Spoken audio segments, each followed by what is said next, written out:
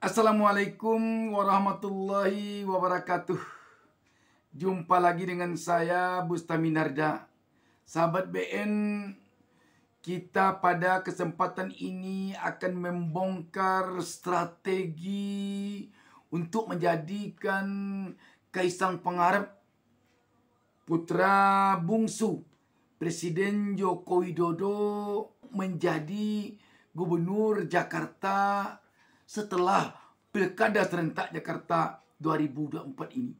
Mungkin kita beranggapan bahwa telah tertutup pintu untuk Kaisang Pangarep menjadi Gubernur Jakarta ketika putusan MK nomor 70 yang mengembalikan batas usia minimal untuk calon gubernur dan wakil gubernur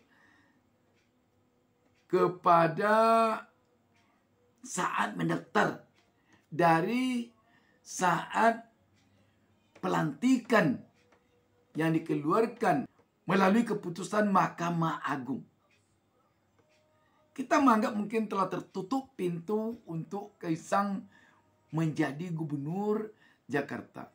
Tetapi sahabat BN, bukan demikian.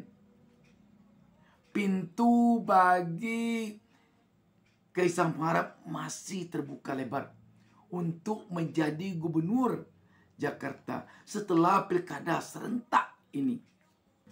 Sahabat BN, kita akan memulai membicarakan ini dari semenjak Anies dijegal untuk maju di Pilkada Jakarta. Anies tidak boleh menjadi Gubernur Jakarta untuk periode 2024-2029. Alasannya apa? Ada dua.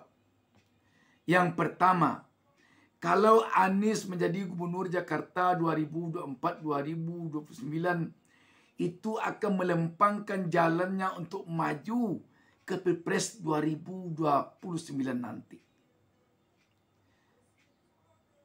Sebab Jakarta merupakan barometer politik Indonesia. Walaupun ibu kota negara Indonesia telah pindah ke IKN. Itu pertama. Yang kedua,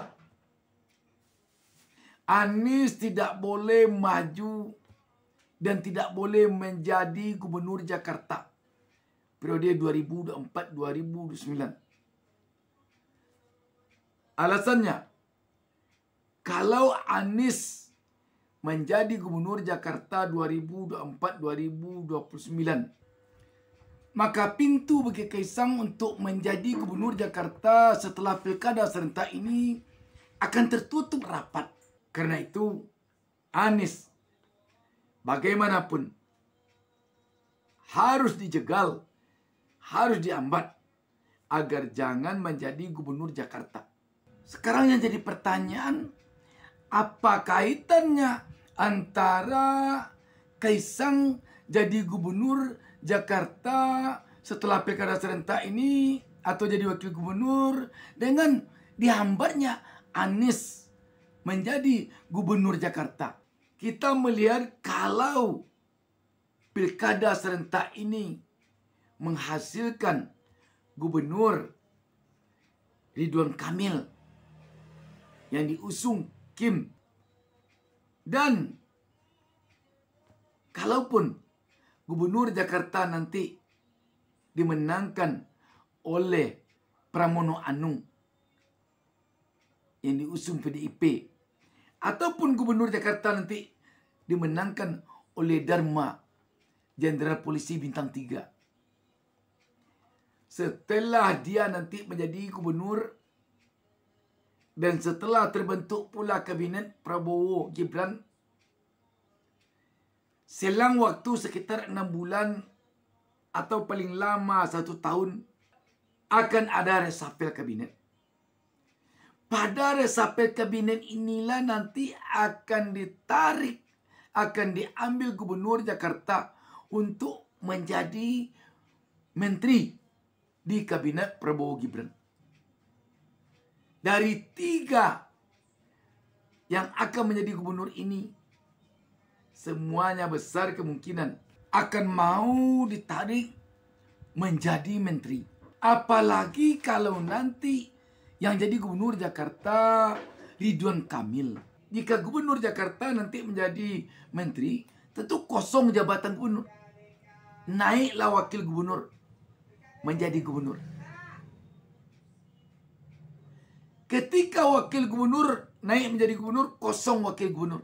Maka untuk mengisi kekosongan jabatan wakil gubernur nanti akan diusulkan oleh partai-partai atau fraksi-fraksi di DPR.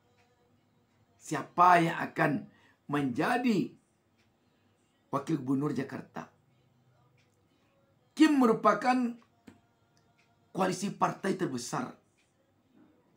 Kim lah nanti yang akan mengusulkan nama Kaisang ke DPR.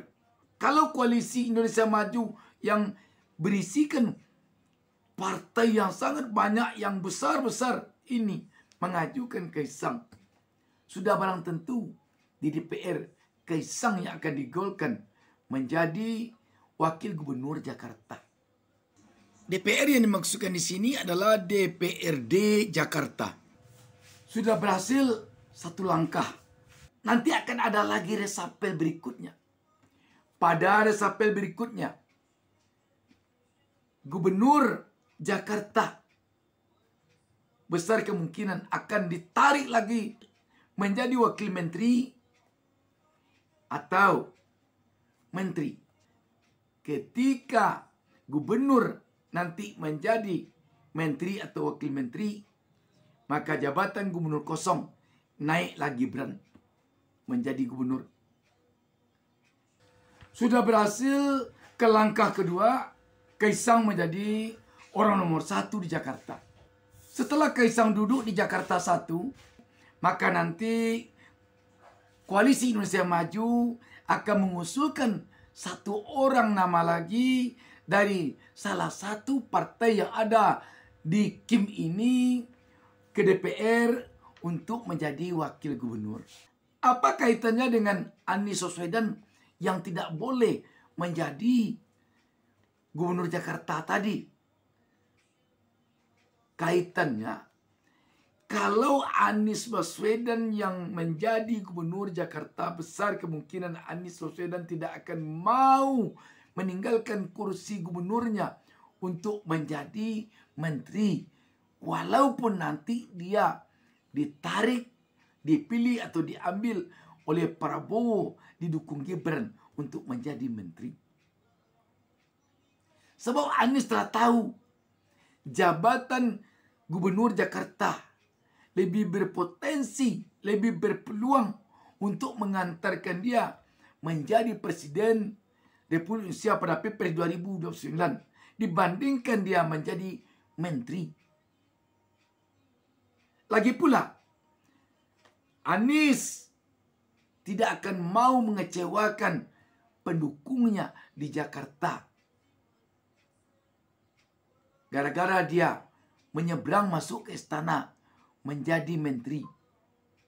Sebab dampaknya kepada Anies nanti, kalau Anies sempat mengecewakan pendukungnya di Jakarta gara-gara dia tidak tahan rayuan untuk menjadi menteri, maka ketika nanti dia maju Pilpres 2029, Anies kemungkinan tidak didukung oleh rakyat Jakarta.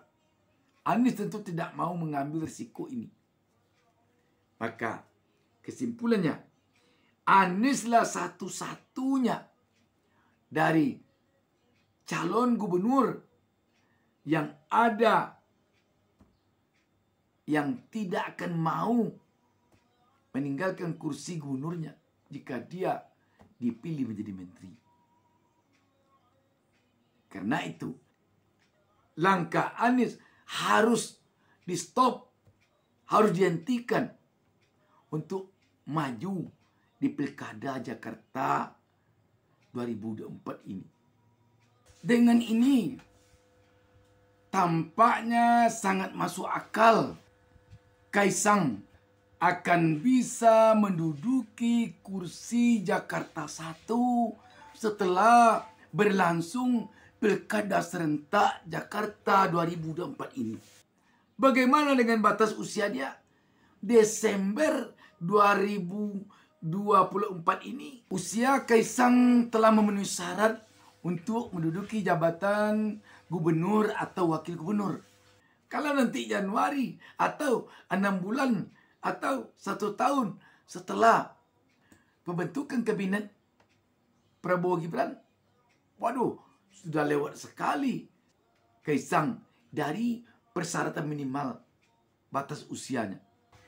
Pertanyaan selanjutnya yang harus kita jawab di sini, sahabat BN, untuk apa sesungguhnya Kaisang ini menjadi gubernur Jakarta? Kenapa tidak untuk gubernur Jawa Tengah saja strategi ini dilakukan? Seperti kita katakan tadi, Jakarta merupakan barometer politik di Indonesia. Siapa yang menjadi gubernur Jakarta, dia akan sangat berpotensi untuk maju sebagai capres atau cawapres nanti. Atau kalau dia tidak maju selaku seorang gubernur Jakarta, dia akan sangat berdampak besar kepada pemenangan pasangan calon presiden atau wakil presiden yang nanti didukungnya pada Pilpres 2029. Apa kaitannya dengan Gibran yang kakak kandung Kaisang yang sedang jadi wakil presiden? Kita harus ingat, beberapa saat setelah pengumuman resmi kemenangan pasangan nomor 2 Prabowo Gibran di Pilpres baru lalu di KPU, heboh waktu itu. Ada peluncuran buku berjudul Snack Presiden. Buku itu adalah buku Gibran. Artinya apa? Gibran telah dipersiapkan oleh pendukungnya, oleh masanya, mulai saat ini untuk maju sebagai calon presiden 2029. Dengan didudukinya kursi Jakarta 1 oleh Kaisang, maka peranan Kaisang di dalam pemenangan Pilpres untuk Gibran nanti tahun 2029 sangat-sangat besar. Dan satu hal lagi yang tidak boleh dilupakan, sahabat BN, adalah peranan Gibran selaku seorang wakil presiden sungguh sangat besar nanti di Jabodetabek Jur dalam undang-undang khusus Jakarta yang dikeluarkan ketika Presiden Jokowi berkuasa. Peranan wakil presiden sangat besar di sana.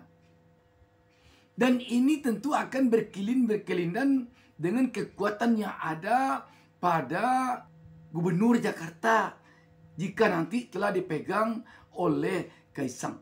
Dalam sebuah pemberitaan emitennews.com pada tanggal 7 September 2024, antara lain di sini dikatakan, sebagai wakil presiden kelak tugas Gibran Rakabuming Raka bakal bertambah. Sesuai Undang-Undang Daerah Khusus Jakarta, Wapres terpilih itu akan memimpin aglomerasi Jakarta. Itu artinya putra sulung Presiden Joko Widodo itu akan bertanggung jawab untuk mengkoordinasikan pembangunan di kawasan aglomerasi Jakarta di masa depan yang terdiri atas 8 wilayah. Mengutip Undang-Undang DKJ yang sudah disahkan Presiden Jokowi, Dewan Kawasan Aglomerasi Jakarta akan dipimpin oleh Wakil Presiden.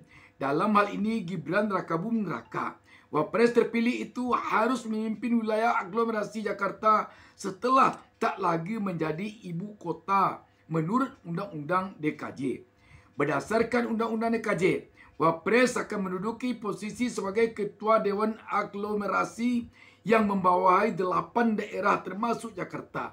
Di antaranya sebagai berikut: Kota Bekasi, Kabupaten Bekasi, Kota Bogor, Kabupaten Bogor, Kota Tangerang, Kabupaten Tangerang, Kota Depok, Kota Tangerang Selatan, dan Kabupaten Cianjur. Dan tentu saja DKJ, Daerah Khusus Jakarta. Jadi bisa dikatakan bahwa Jakarta, Jawa Barat, Banten itu di bawah pengawasan wakil presiden. Dengan demikian sangatlah jelas kelihatan oleh kita bahwa amat masuk akal Kaisang Pangarep akan menjadi gubernur Jakarta setelah pilkada serentak ini. Dan dengan ini pula sangat masuk akal kalau Gibran pada Pilpres 2029 nanti akan maju sebagai capres. Bagaimana dengan Prabowo? Di sini satu-satunya nanti yang mungkin akan bisa menghambat langkah Kaisang adalah Prabowo kalau dia menghambat. Kenapa demikian? Sebab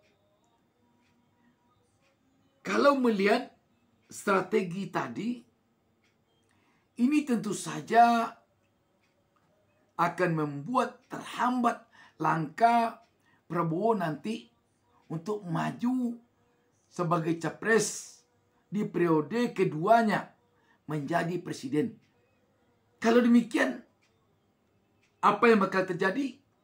Bisa jadi nanti koalisi Indonesia Maju yang dikendalikan Prabowo tidak mencalonkan Kaisang setelah dia nanti mengambil gubernur Jakarta sebagai menteri.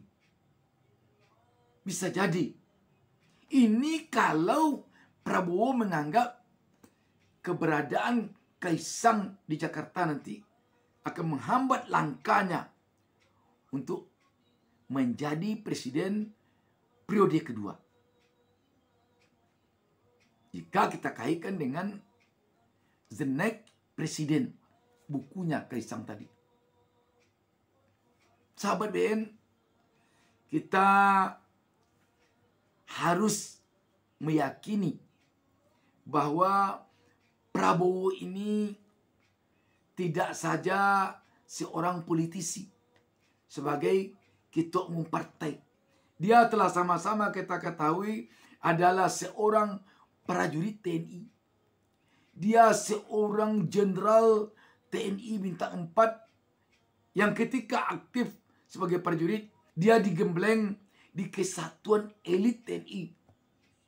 Dan malah dia memimpin kesatuan elit itu sebagai komandan atau sebagai Danjen Kopassus. Artinya apa? Seorang Prabowo Subianto, di samping dia seorang politisi, dia seorang ahli perang, dan dia adalah seorang ahli perang yang rajin membaca buku, atau bisa dikatakan yang seorang intelektual yang banyak menimba ilmu di pendidikan formal, baik di dalam terutama di luar negeri. Ketika seorang Prabowo adalah seorang politisi dan seorang ahli perang yang juga seorang intelektual, maka seorang Prabowo kelihatannya walaupun dia telah banyak diwarnai oleh politik, yang kebanyakan di politik itu sering tidak jujur, lain kata dengan perbuatan, Prabowo kelihatannya belum terpengaruh oleh itu. Dia masih seorang yang jujur, yang satu kata dengan perbuatannya. Apa yang diucapkan oleh mulut seorang Prabowo biasanya tidak akan jauh berbeda dengan apa kata hatinya. Buktinya, ketika dia kesal kepada Anies Baswedan, karena Anies Baswedan memberikan penilaian kepadanya sebagai Menhan 11/100, itu disebutnya di mana-mana. Itu menandakan dia kesal, dan kesalnya belum habis. Tetapi setelah disebutnya itu, dia baginya udah habis itu. Itulah seorang TNI. Di TNI itu dendam-dendaman, lain di mulut, lain di hati, tidak ada. Dia kalau terasa katakan. Tidak sama dengan sipil. Di sipil tersenyum belum tentu senang. Marah belum tentu benci. Kalau orang Padang menyebutnya tunjuk lurus kelingking berkait. Belum tentu apa yang diucapkannya itu yang di hatinya. Bagi Prabowo bukan demikian. Bagi Prabowo apa yang diucapkannya itulah yang di hatinya. Maka kalau nanti Prabowo melihat ada langkah-langkah menjadikan Kaisang sebagai gubernur Jakarta, ada indikasi untuk melempangkan jalan Gibran menjadi Presiden Republik Indonesia pada Pilpres 2024. Kalau dia masih berminat untuk menjadi Presiden periode kedua, bisa jadi ini akan dihambat oleh Prabowo. Apa yang kemungkinan akan menjadi penyebab utama Prabowo melakukan penghambatan ini? Kita ingat akun Fufu Fafa. Apa kaitannya dengan ini? Kita melihat sampai sekarang Prabowo belum ada bicara atau bersuara fokus tentang akun Fufu Fafa ini. Belum ada dia mengatakan saya sakit hati oleh akun ini. Atau dia mengatakan saya tidak tersinggung sedikit pun oleh akun ini. Tidak ada dia bicara. Kenapa dia tak bicara? Karena Prabowo kalau bicara apa yang dikatakan mulutnya itulah kata hatinya. Maka dia belum bicara. Kapan dia bicara? Bisa jadi dia bicara setelah pelantikan Presiden Wakil Presiden 20 Oktober nanti. Bahkan bukan tidak mungkin kalau nanti Prabowo memang sakit hatinya oleh akun Fufu Fafa ini. Dan kalau akun Fufu Fafa ini benar-benar nanti ada kepastian Gibran pemilik akunnya, bukan tidak mungkin Gibran bisa berhenti di tengah jalan sebagai wapres. Bagaimana pula dia bisa berhenti sebagai wapres? Apabila akun Fufu Fafa ini nanti ada kepastian bahwa pemiliknya adalah Gibran, maka akun Fufu Fafa ini nanti akan menjadi persoalan kepada Gibran. Sebab pada akun Fufu Fafa ini ada kata-kata yang tidak pantas di sana diucapkan. Dan ada penghinaan kepada Prabowo dan keluarganya. Di samping juga nyerempet kepada seorang artis dan PKS. Dan malah juga ada kita dengar menyinggung kepada Nabi Muhammad SAW. Kalau ini nanti benar-benar ada kepastian, maka bukan tidak mungkin Gibran akan bisa terdongkel dari kedudukannya sebagai wapres.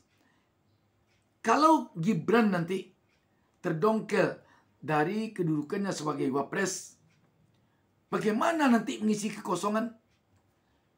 Hanya tinggal dipilih wapres baru oleh MPR.